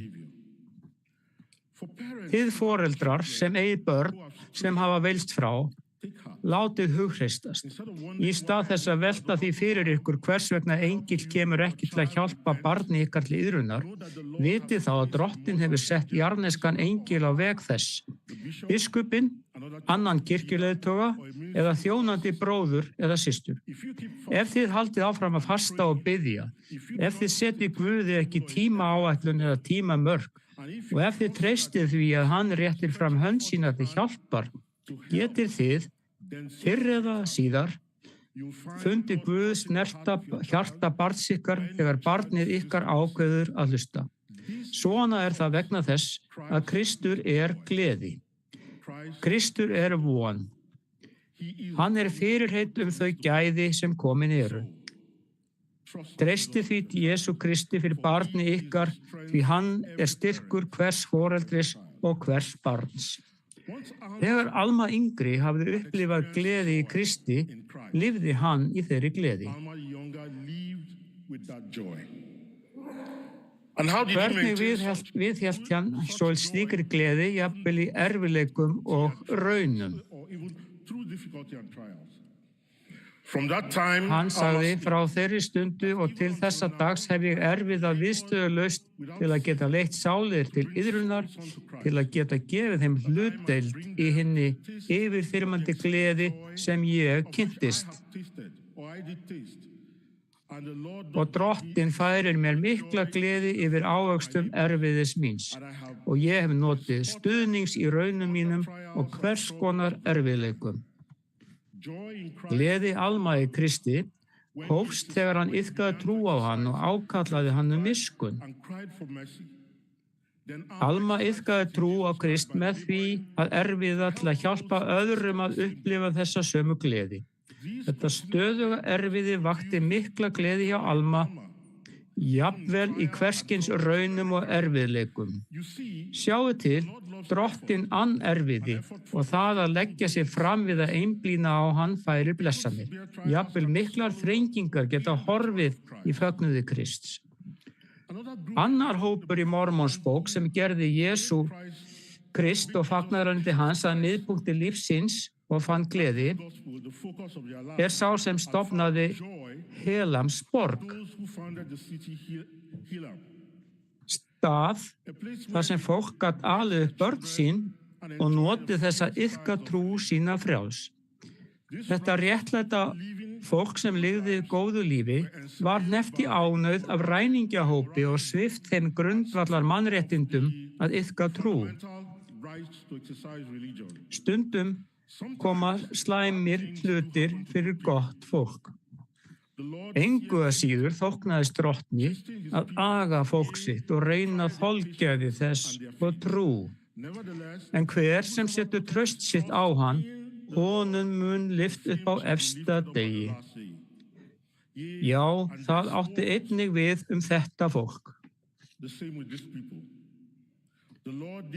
Hvernig þraukaði þetta fólk raunir sínar og þjáningar, með því að einblína á Krist og fagnaðarandi hans. Vandamál þess skilgreindi það ekki. Þess í stað sneri hvert og eitt þeirra sér til Guðs og skilgreindi sig að öllum líkindum sem barn Guðs, barn sáttmálans og lærisvein Jesú Krists. Þegar þau minntust þess hver þau voru og ákölluðu Guð, hlutu þau frið, styrk og að lokum gleði í Kristi. Alma og fólk hans opnaði hjörtu sín fyrir Guði og hann þekkti hugsanir hjartna þeirra. Og svo bar við að rödd Drottins barst til þeirra í þrengingum þeirra og sagði: Lyftið höfðum yðar og látið huggast, því að mér kunnugt sáttmálan sem þér hafi gjört við mig, og ég mun gera sáttmála við fólk mitt og leysa það úr ánauð. Drottinn svaraði með því að létta byrðarnar á öxlum þeirra. Já, Drottinn gaf þeim svo mikinn styrk að þeir gátu borið byrðar sínar léttilega og lötu vilja Guðs með gleði og þolinmæði. Gætið að því að þessir heilögu létu erfiðleika sína, þjáningar og raunir hverfa í fögnuði Krists. Síðan á tilsettum tíma sýndi hann Alma undankomuleið og Alma, spámaður Guðs, leiddi þá í öryggi. Þegar við einblínum á Krist og fylgjum spámanni hans, verðum við líka leidd til Krists og til gleði fagnaðarerindis hans. Nelson forseti hefur kennt: Gleði máttug og með því að einblína á gleði munum við virkja mátt Guðs í lífi okkar. Í þessu líkt og í öllu þá Jesús Kristur okkar mesta fyrirmynd, því vegna gleði þeirrar beið hans, leið hann þolinmóðlega á krossi. Móðir mín lést nýlega. Það var áfall. Ég elska móður mína og ég gerði ekki ráð fyrir að missa hana svona ungur. Í gegnum fráfall hennar höfum ég og fjölskylda mín upplifað sorg og gleði. Ég veit sökum hans að hún ekki dáin. Hún lifir. Ég veit að sökum Krists og prestamislyklana sem endurreistir voru fyrir tilstilli spámannsins Joseph Smiths, mun ég sameinast henni aftur. Sorgin yfir því að missa mömmu hefur horfið í gleði Krists. Ég að læra á það að hugsa himneskt og láta Guð ríkja felur í sér að einblína á gleðina sem fyrir í hendi Krists. Hann býður okkur ástuglega: komið til mín, allir þér sem erfiði hafið og þungar byrðar, og ég mun veita yður hvíld. Nafni Jesú Krists. Amen.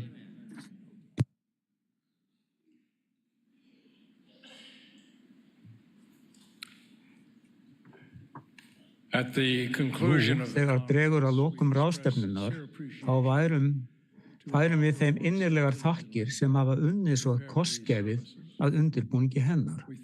Við þökkum þeim sem hafa talað og þeim sem hafa flutt hina uppliftandi tónlist.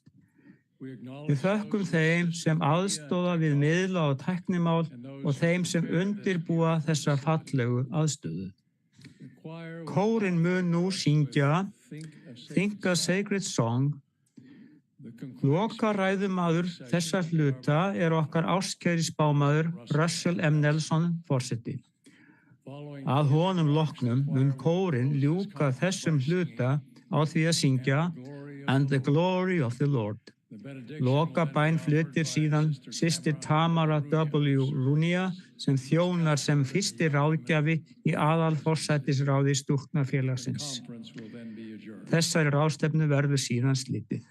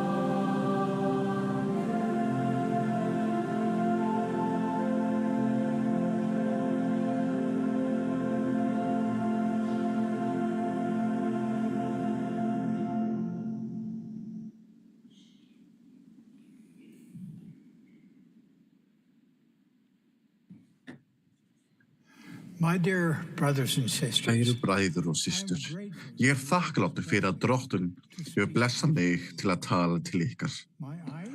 Augun í mér að eldast. Í dag mun ég því kynna boðskap minn með hjálp textavélar. Á þessari ráðstefnu hefur Drottinn talað til okkar með þjónum sínum. Ég hvet ykkur til að læra boðskap þeirra. Notið hann sem prófstein á hvað sagt og hvað ekki yfir næstu 6 mánuði. Varðveisla og endurnýjun Salt-Lake mustersins og annarra svæða á musteristorginu hefur staðið yfir í nærri 5 ár. Núverandi spár gera ráð fyrir að þeirri vinnu verði lokið fyrir árslok 2026.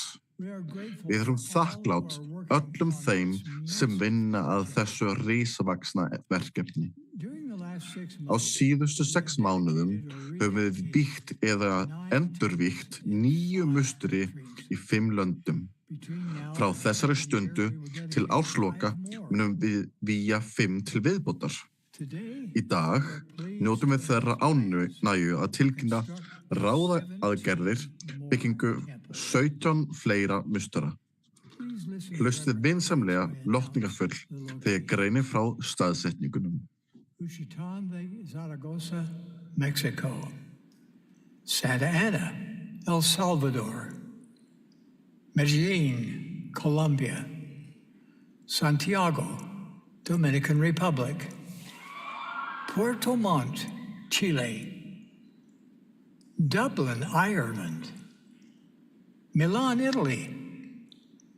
Abuja, Nigeria. Kampala, Uganda. Maputo, Mozambique. Coeur d'Alene, Idaho. Queen Creek, Arizona. El Paso, Texas. Huntsville, Alabama. Milwaukee, Wisconsin. Summit, New Jersey. Price, Utah. My dear brothers and sisters, do you see what is Kæru bræður og systur, sjáum við það sem að gerast fyrir augum okkar. Ég bið þess að við missum ekki af mikilfengleika þessara stundar. Drottinn vissulega að hraða verki sínu. Af hverju byggjum við musteri á slíkum fordæmislausum hraða? Af hverju? Af því að Drottinn hefur boðið okkur að gera það. Blessanir musterisins hjálpa við að safna saman Ísrael, beggja vegna hulunar. Þessar blessanir hjálpa líka við að undirbúa fólk sem mun hjálpa við að búa heiminn undir síðari komu Drottins. Eins og spámaðurinn Jesaja spáði fyrir og eins og haldið í minningu í Messiasi eftir hendur, þegar Jesús Kristur kemur aftur, mun dýrð Drottins birtast og allt hold sjá það samtímis. Á þeim degi skal höfðingjadómurinn á hans herðum hvíla. Hann skal nefndur undraráðgjafi, Guð hetja, eilífðarfaðir, friðarhöfðingi. Jesús Kristur mun ríkja bæði frá gömlu Jerúsalem og nýju Jerúsalem sem verður reist á meginlandi Ameríku. Frá þessum 2 miðstöðvum mun hann stjórna málefnum kirkju sinnar. Á þeim degi mun Drottinn vera kunnur sem konungur konunga og Drottinn drottna. Þeir sem eru með honum verða hinir kölluðu og útvöldu og trúu. Bræður og systur, nú tíminn fyrir ykkur og fyrir mig að búa okkur undir síðari komu Drottins okkar og frelsara Jesú Krists. Nú tíminn fyrir okkur að hafa lærisveinshlutverkið í algjöru fyrirrúmi. Hvernig getum við gert þetta í heimi sem fullur af svimandi truflunum? Reglubundin tilbeiðsla í musterinu mun hjálpa okkur. Í húsi Drottins einblínum við á Jesú Krist. Við lærum hann. Við gerum sáttmála að fylgja honum. Við tökum að þekkja hann. Þegar við höldum musterissáttmála okkar, öðlumst við aukinn aðgang að styrkjandi mætti Drottins. Í musterinu hljótum við vernd frá áreiti heimsins. Við upplifum hina hreinu ást Jesú Krists og himnesks föður okkar í ríkum mæli. Við finnum frið og andlega fullvissu, andstætt ókyrrð heimsins. Here is my promise Hér to you. loforð mitt til ykkar. Sér hver einlægur leitandi Jesú Krists mun finna hann í musturinu. Þið munuð skynja náð hans. Þið munuð finna svör við erfiðustu spurningum ykkar. Þið munuð skilja betur gleði fagnaðarerindis hans. Mér hefur lært að mikilvægasta spurningin sem við öll verðum að svara þessi. Hverjum eða hverju ætla ég að helga líf mitt? Ákvörðun mín að fylgja Jesú Kristi mikilvægasta ákvörðun sem ég hef nokkru sinni tekið. Í læknanáminu hlaut ég vitnisburð guðleika Guðs föðurins og sonar hans, Jesú Krists. Allt frá því hefur frelsari okkar verið sá klettur sem ég hef byggt líf mitt á. Sú ákvörðun hefur gert allan gæfumun. Sú ákvörðun hefur gert svo margar aðrar ákvarðanir auðveldari.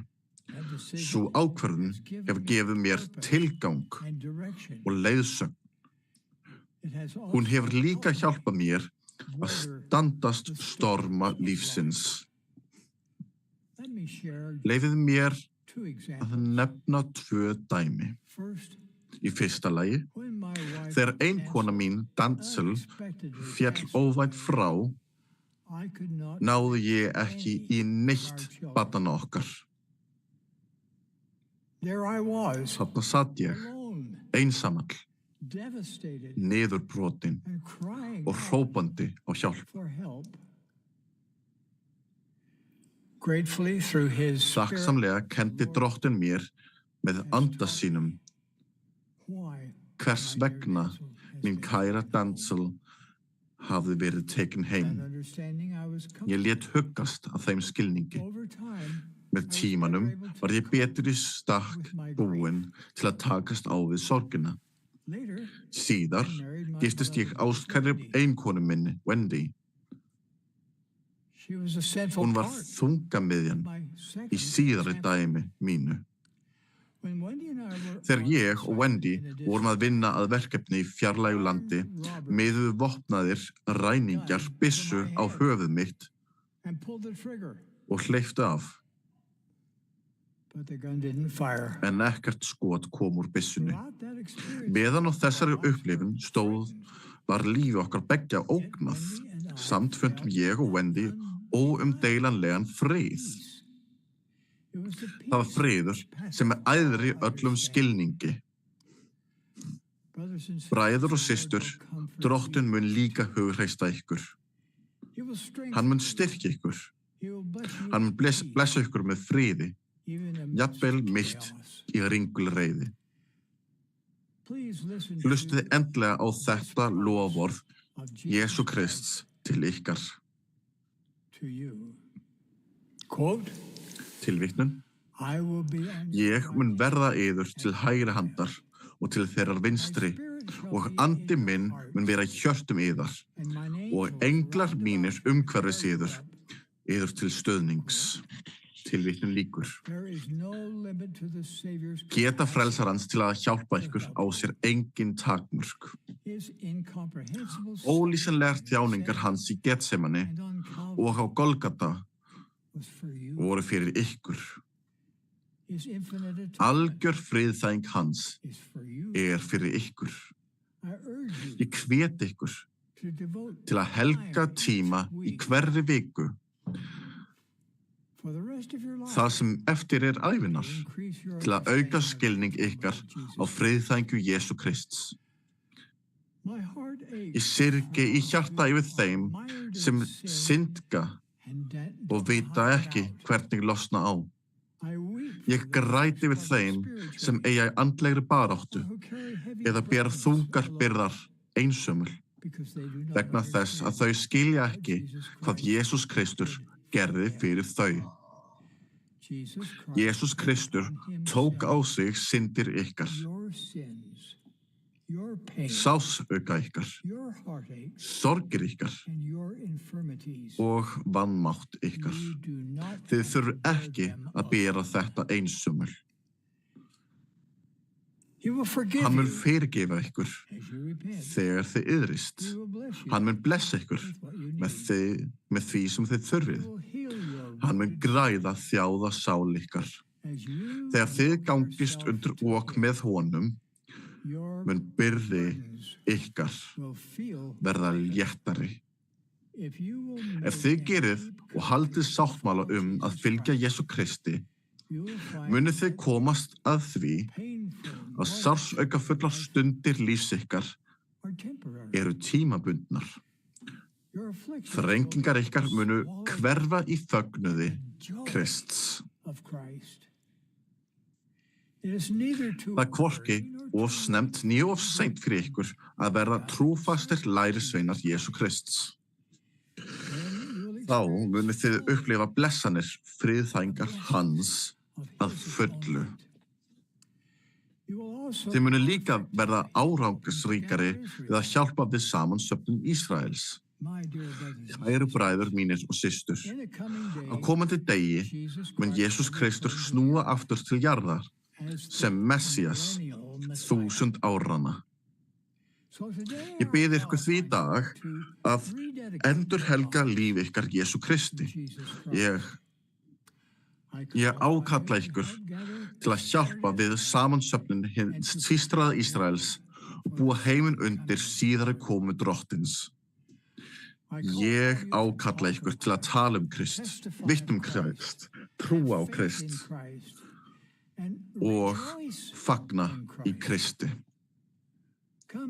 Komið til Krists og leggið fram sál ykkar óskipta. Þetta er leitardómur gleðiríks lífs. Það besta er enn í vændum, kæru bræður og systur, því frelsarinn kemur aftur. Þið besta er enn í vændum, því drottinn er að hraða verki sínu. Það besta er enn í vændum, við snúum hjörtum okkar og lífi algjörlega að Jesú Kristi. Af andakt ber ég vitni að Jesús Kristur er sonur Guðs. Ég er lærisveinn hans. Það er mér heiður að vera þjónn hans. Við síðari komu hans mun dýrð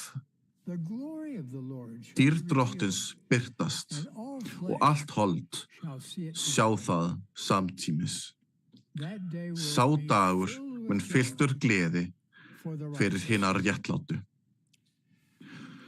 Fyrir kraft hina helgu prestdæmslykla sem ég hef, boða ég ykkur og öllum heiminum þennan sannleika. Í nafni Jesú Krists. Amen.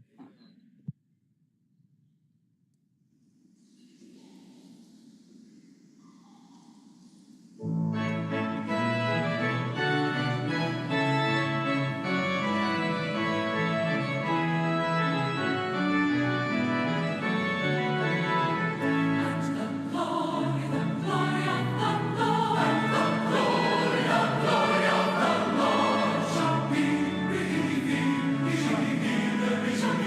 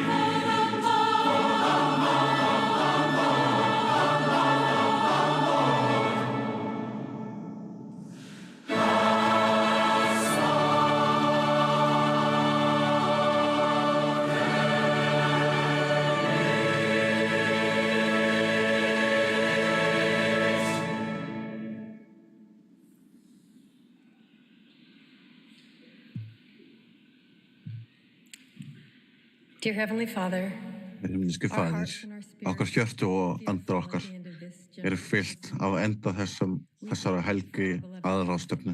Við þakkum fyrir spámann okkar, Russell Nelson. Við elskum hann og styðjum hann.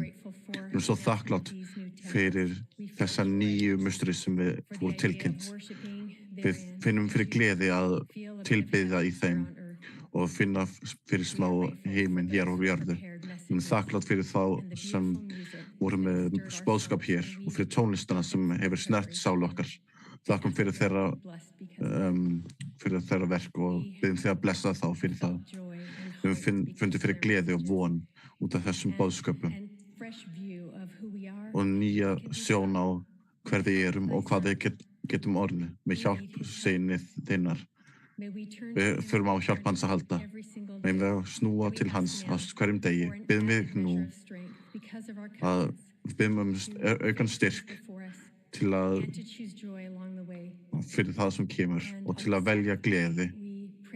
Og á þessum helgidegi biðjum við frið og megum við líka vera friðarhöfðingar. Við elskum son þinn og hvort annað og þegar við ljúkum þessari aðalráðstefnu gerum við það í nafni Jesú Krists. Amen.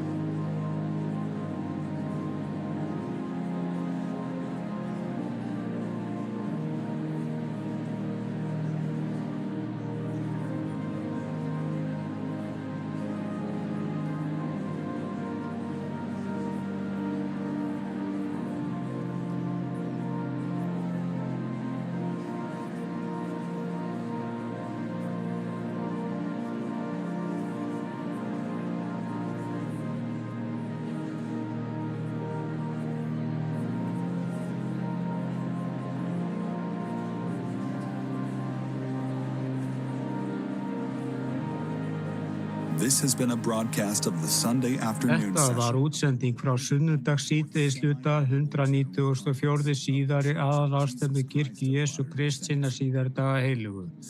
Ræðumenn voru valdir úr hópi leiðtoga kirkjunnar. Tónlist flutti The Tabernacle Choir at Temple Square.